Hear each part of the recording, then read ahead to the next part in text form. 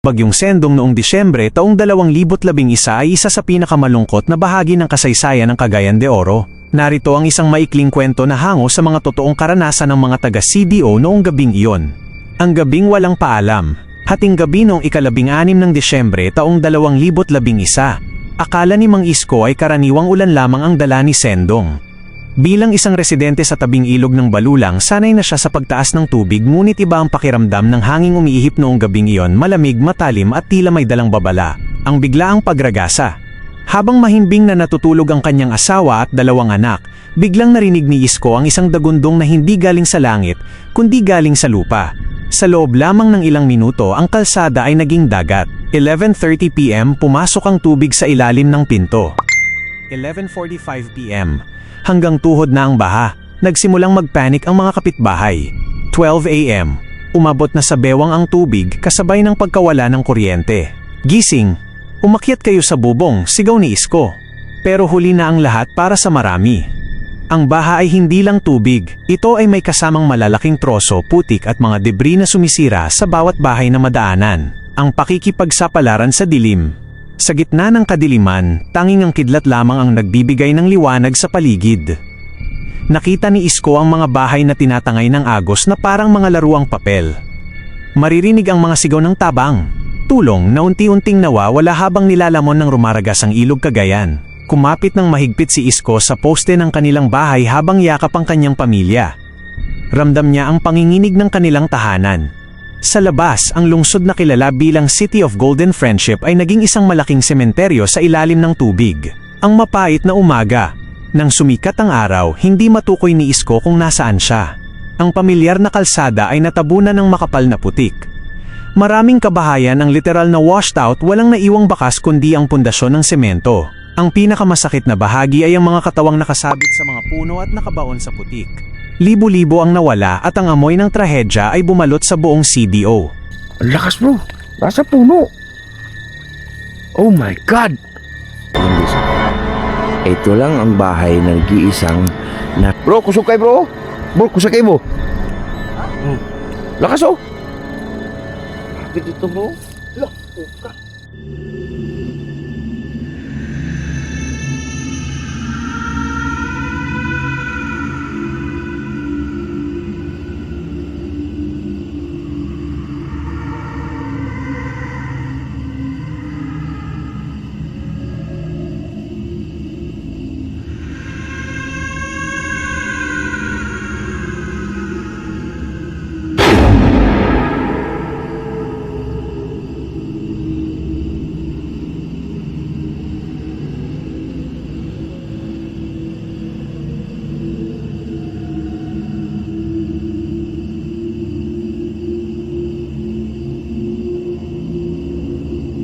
Hey guys, magandang gabi sa inyo lahat. Ito naman po si Donsky Gas TV. Meron tayong i-explore ngayon guys na nirequest pa ako dito talaga. At actually, hindi lang ako guys, 3 kami nirequest dito. Ito yung lugar guys kung saan may tragedy dito nangyayari nung December 16, 2011 na etong kinatayuan ko ngayon, more than 300 houses winipe out dahil sa baha. So, yung mga naninirahan dito at that time, kasi gabi, gabi to nangyari, winipe out sila lahat, sobrang daming namatay. At lahat ng yun, nang dahil sa bahang Sindong o bagyong Sindong. Winipe out to lahat. Pero, meron dito nag-iisang bahay guys, na hindi nagpatinag sa baha na yon. Talagang nananatili siya dyan na nakatayo. At merong survivor dito guys na mag-asawa na nakipagpanayam pa sa atin at pinaunlakan tayo ng interview na si tatay na ang sabi niya dito, meron daw ditong umuungol, umiiyak at paniwala ko guys at pakiwari ko, iyon yung mga nahiblay dito or nabaha or dito na namatay. At meron pang nagpapakita ditong nakaputi guys sa pamamahay na yan. At mismo dito sa kinatayuan kong kalaki-laki nito, dito mismo, marami ditong nawalang buhay na mga kaluluwang hindi makakatawid at hindi nakakatawid. Actually guys, kasama ko ngayon dito si Sarge 04 at si Kuya Red at magdasal kami mamaya na yung mga kaluluwang hindi pa nakatawid dito, nananatili pa hanggang ngayon, ay matulungan namin. Kaya samahan nyo kami sa exploration na to guys. Hindi na natin to patagalin. Tara.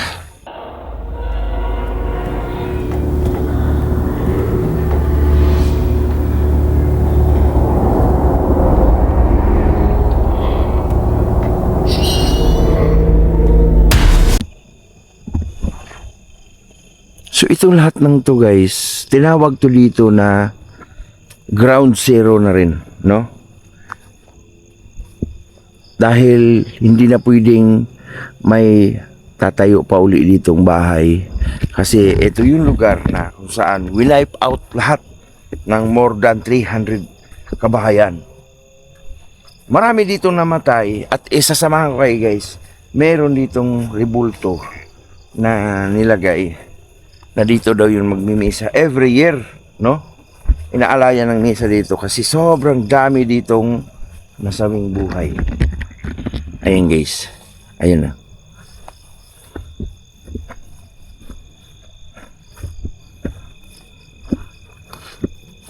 Ito lawak nito guys. Ito malawak to.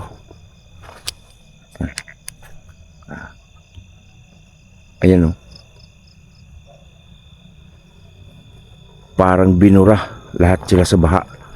At meron ditong mga statue guys, na dito yung mga kaanak dito pupunta, dito mag-alay.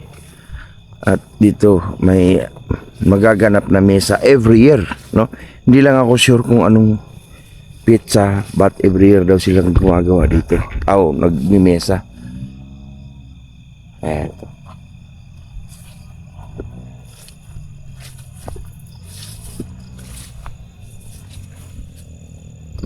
Ito yung bulaklak niya. Bulaklak.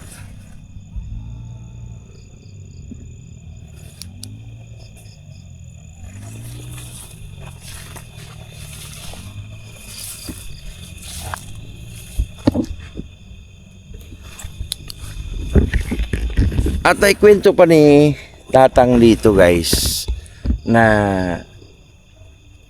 nung time daw na nakasurvive sila, so bali gabi yun tumaas na yung tubig. Tapos umakyat sila sa puno ng akasya. May puno kasi din dito ng akasya, doon sila nakaligtas, sila nanay tsaka si tatay, asawa niya, sa akasya. Tapos nung paakyat pala sila sa akasya, yung mga tao sa paligid niya nagsiiyakan na, nagsisigawan na yung iba sinabihan nila na kapit ka dyan, hawak ka dyan. Yun na pala yung times na huling oras na nakipag-usap sila sa mga kapitbahay nila nun. Pero nung humupa yung bandang umaga na, madaling araw na, wala na, wipe out na lahat. Yung mga taong kapitbahay nila, yung taong kausap nila, yung nagsisigawan sila na kasi tumaas na yung tubig.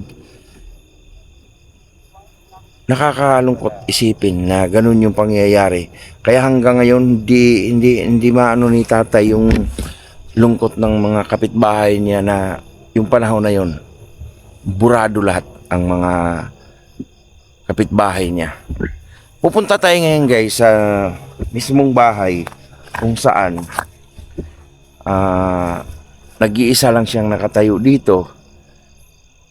Nag-iisa lang siyang hindi natinag sa baha at hindi nagpanaig sa bagyong Sindong. Ito yun guys. Ayan. Yung bahay na yun.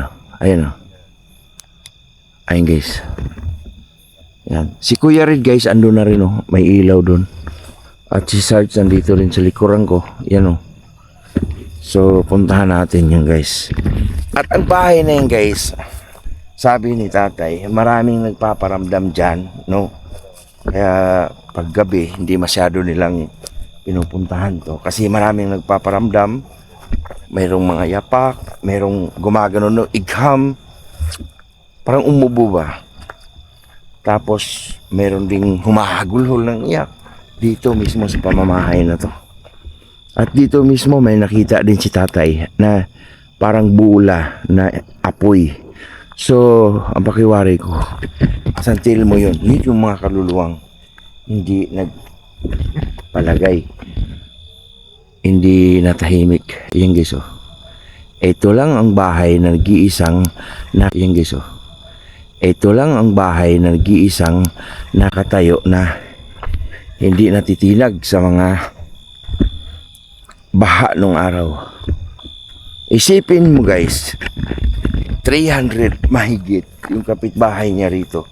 300 mahigit nakatirik na kabahayan dito. Pero siya lang mag-isa, hindi kayang tibagin ng baha at hindi kayang bayuhin ng bagyong Sindong. Ayun guys siya.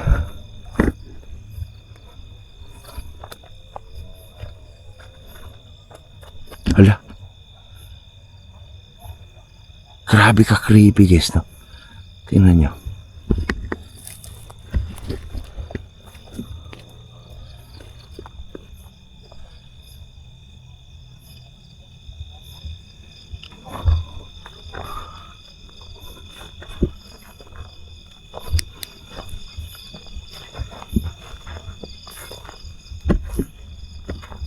So ito, tinawag tong ground zero guys. Gawa nung wala nang ibang pwedeng tumirik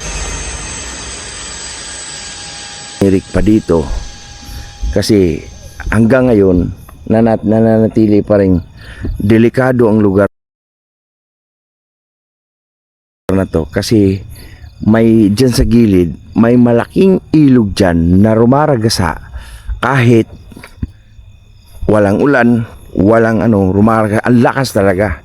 Tapos pagka umuulan dito or bumabagyo, may tendency pa rin na bahain tong lugar na to. Kita nyo guys, yung lupa, masa pa rin. Gawa nung ang bilis niyang ng baha. Kasi sabing ilog lang din tong malaki. Yan. Isipin mo dito, daming kabahayan ng araw, daming mga tao, tapos winipe out lang sa oras na yon. Tingnan nyo guys. Oh my God. Ito yung sabi ni tatay na meron ditong nagpaparamdam, nagpapakita pa sa kanya. Grabe.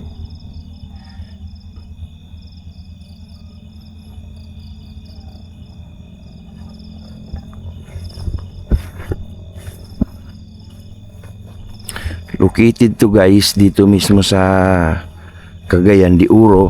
Wala, ano yun? Ayun guys.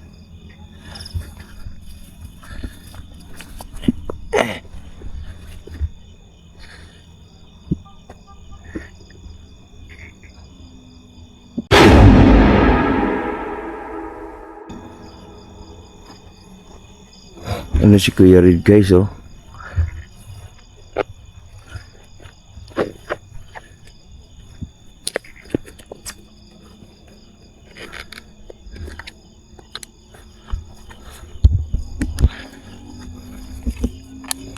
So tingnan natin guys kung nandito pa ba yung mga kaluluwa pa rin.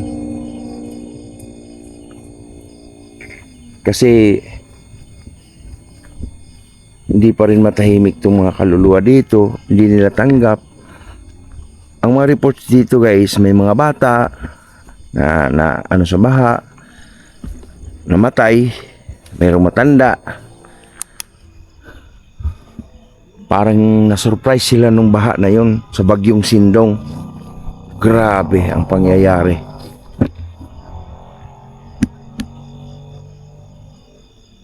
Hello? Magandang gabi po. Bisayain natin guys kasi mga Bisaya itong mga nahimlay dito sa mga kapitbahay niya nung araw. Maayong gabi Naabay Mga kaluluwa karon dre nga di makatawid pa rin. Pwede bang magparamdam kayo paggalaw kayo ng bagay?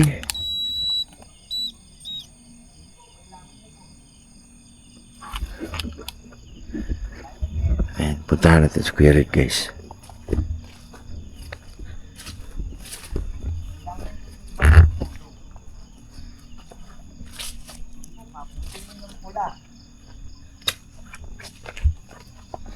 Pare, ang daming spikes dito ba eh. Dami? Sige nga. Donski nga pala mga idol. Hello. Donski Gas. Hello po. Kailangan nyo po ba yung tulong namin? Kung oo. Hala. Oh my God.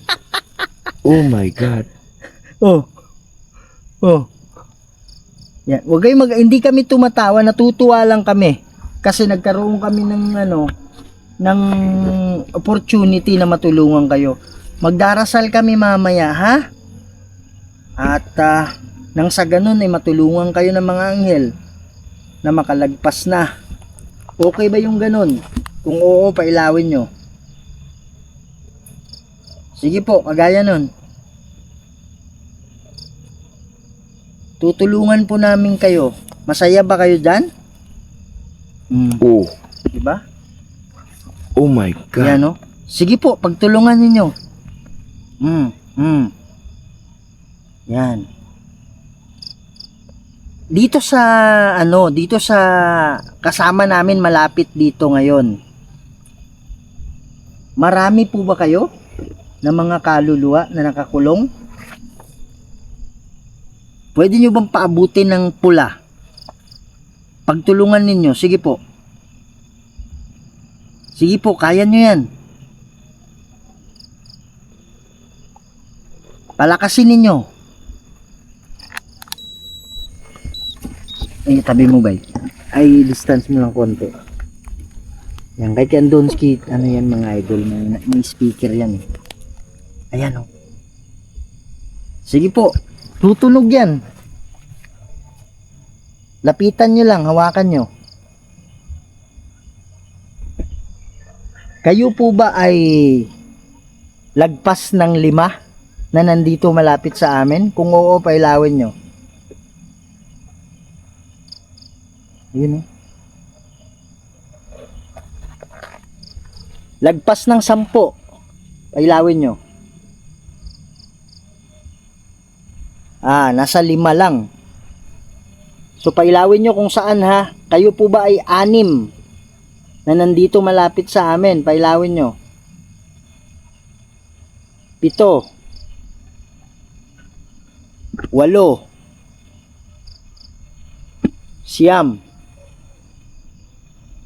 10.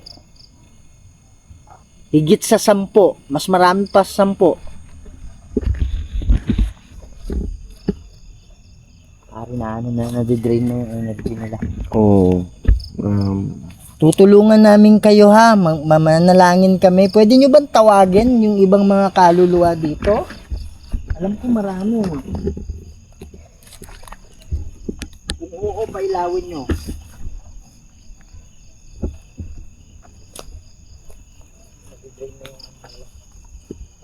Hanap pa tayo. Brad, grabe yung spike dito, Brad. Kahit bitawan mo eh. Ayan, no? Para hindi mo baka sasabihin nila dahil sa flashlight eh. Sana ilaw ng ilaw yan. Oh. Ayan, Brad, oh. Hanggang 6 dito, oh.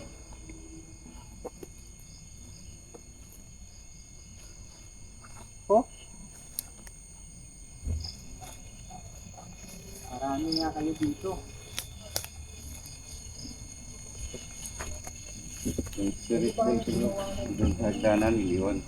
Ito dito, bro. Kanina pag... Boy, akala ko nasa tabi kita. Nandito ako, bro. Dito, tumunog. Mga idol, alam ko nakuha ng ano yun. Alam ko nakuha ng... Ayan, oh. ng camera.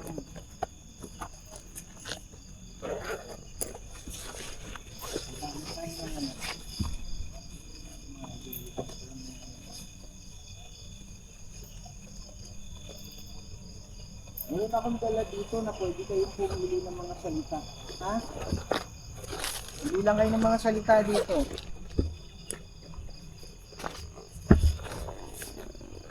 Huwag kayong matakot, huwag kayong mahiya.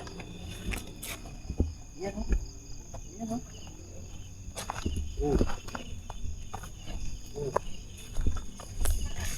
Sa tabi.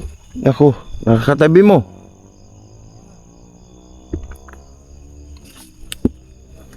Ito bro. Hala. Pare, sabi nila, Bro, kusukay bro. Bro, kusukay mo. Ha? Lakas oh. Grabe dito bro. look, puka. Oh. Oh my goodness, ang lakas ah. Pabalik. Sabi niya pabalik. Hala, pabalik. Hala, lakas bro.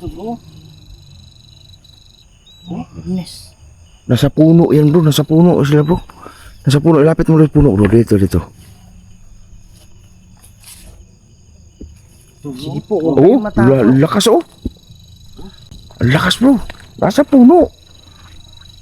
Oh my God. Hala. Pare, nandyan banda sa'yo, Brad. Dito lang ako ha. Alis to kayo, alis to. Dito. Bakit? Diba? Grabe, ang lakas ng ano. Sa EMF guys, nasasagap. Ang daming kaluluwa dito. Kanina pagdating natin si Kuya Red, may naditik ng mga kaluluwa na nakapag-usap sa kanya. Pero nung dumating tayo, parang nangwala. Tapos ngayon naman si Sarge doon sa puno, nakipag ano sa kanya, sa EMF.